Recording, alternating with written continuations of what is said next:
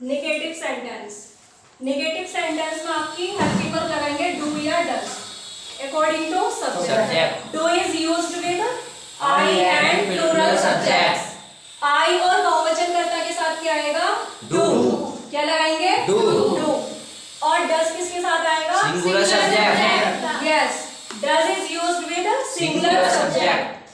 For example, Rajni अपना कमरा नहीं सजाती है।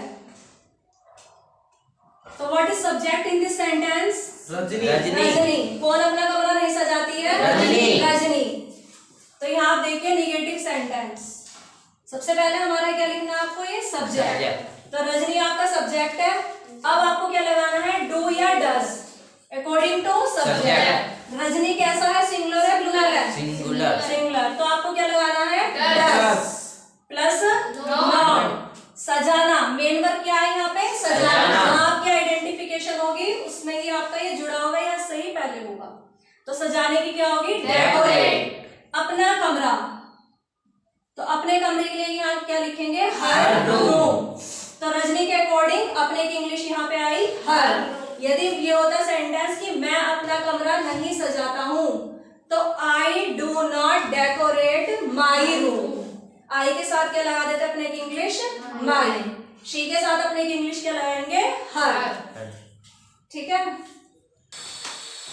मैं एक पत्र नहीं लिखता हूँ। कौन पत्र नहीं लिखता है? मैं। तो what is subject in this sentence? I. I है यहाँ पे। फिर आई के अकॉर्डिंग आपको क्या लगाना है? डू या डज? डू आएगा। क्या आएगा? डू। क्योंकि आई और प्लूरल के साथ क्या लिखा जाता है? डू। तो क्या लिखेंगे? आई डू नॉट, या तो आप कह दीजिए डू नॉट या डोंट। ठीक है, तो आप डोंट का यूज कर सकते हैं। डू नॉट ना कह के क्या कह सकते हैं? डोंट। तो आई डोंट लिखने की क्या होगी? राइट। क्या नहीं लिखते हैं? एक पत्र। तो write a letter. Next sentence, तुम दूध नहीं उबालते हो। कौन दूध नहीं उबालता है? तुम। तो तुम की इंग्लिश क्या होगी? यू। तो you is considered as plural. तो प्लूरल माना जाता है। यू के अकॉर्डिंग आपको क्या लगाना है? Do not. यू प्लूरल है आपका, बहुवचन है, इसलिए आपको क्या लिखना है? डू। क्या लगाना है? डू। तो आई एंड प्लूरल के साथ क्या यूज करते हैं? डू। तो हम लिखेंगे यू डू नॉट, और उबालने की क्या होगी? तुम क्या नहीं उबालते हो? दूध। तो ये हमारा क्या है? ऑब्जेक्ट। समझ में आ गया? नेक्स्ट, क्या रजनी अपना कमरा नहीं सजाती है? जब भी सेंटेंस के शुरू में क्या आ जाए, जब भी हिंदी वाक्य के शुरू में क्या आ जाए? क्या, तो वो हमारा कहलाता है first type interrogative sentence. Hindi वाक्यों के सबसे शुरू में यदि क्या आ जाए तो वो क्या कहलाता है? First type interrogative sentence. Then you have to use do और डज अकॉर्डिंग टू सब्जेक्ट। सबसे पहले आपको क्या लिखना है? Firstly you have to write do और डज अकॉर्डिंग टू सब्जेक्ट। तो आपको क्या लगाना है यहाँ पे? सबसे पहले डज लगाएंगे, क्योंकि हमारे यहाँ पे सब्जेक्ट क्या है? रजनी। तो रजनी के अकॉर्डिंग क्या आएगा? डज। क्या लिखेंगे? डज। तो डज किसके अकॉर्डिंग आया? रजनी के अकॉर्डिंग। देन सब्जेक्ट क्या हुआ? रजनी। उसके बाद आपका first type interrogative subject plus note. तो अब यहाँ पे क्या आ जाएगा? डज रजनी नॉट, सजाने की क्या होगी? डेकोरेट हर रूम। ठीक है। नेक्स्ट है, क्या वह सच नहीं बोलता है?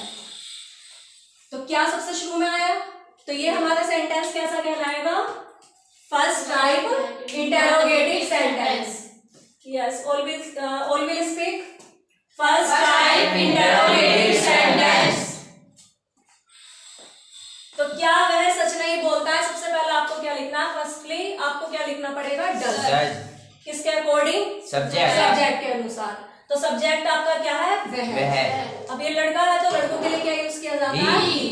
ठीक है, he is used for boys and she is used for girls. तो डज ही, नहीं की यहाँ पे क्या लगाएंगे? नॉट। सब्जेक्ट आ गया आपका, फिर नॉट, फिर मेन वर्ब फर्स्ट फॉर्म। तो बोलना, यहाँ आपकी पहचान है, आइडेंटिफिकेशन क्या है? ता है। ठीक है, इसलिए प्रेजेंट इंडेफिनिट टेंस हुआ। अब यहाँ पे आपको क्या जुड़ा हुआ है? इसमें बोलना। तो बोलने की इंग्लिश क्या होती है? Speak.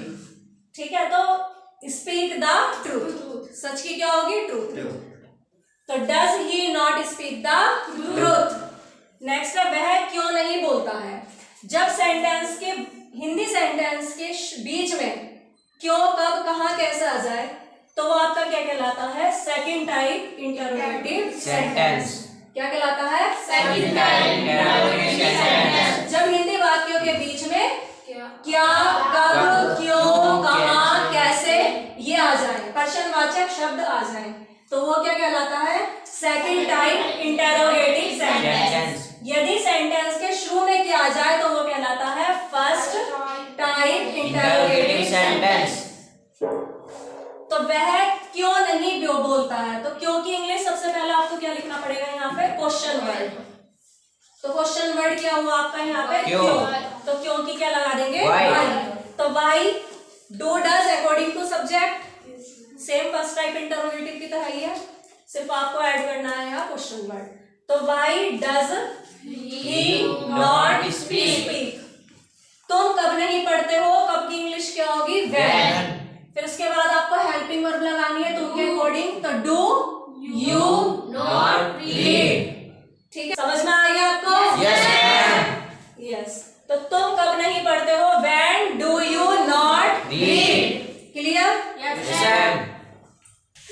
Do is used with I and plural subjects, does is used with singular subjects. Do का यूज होता है आई और बहुवचन कर्ता के साथ, और डज का यूज होता है एक वचन कर्ता के साथ। रजनी अपना कमरा नहीं सजाती है, Rajni does not decorate her room.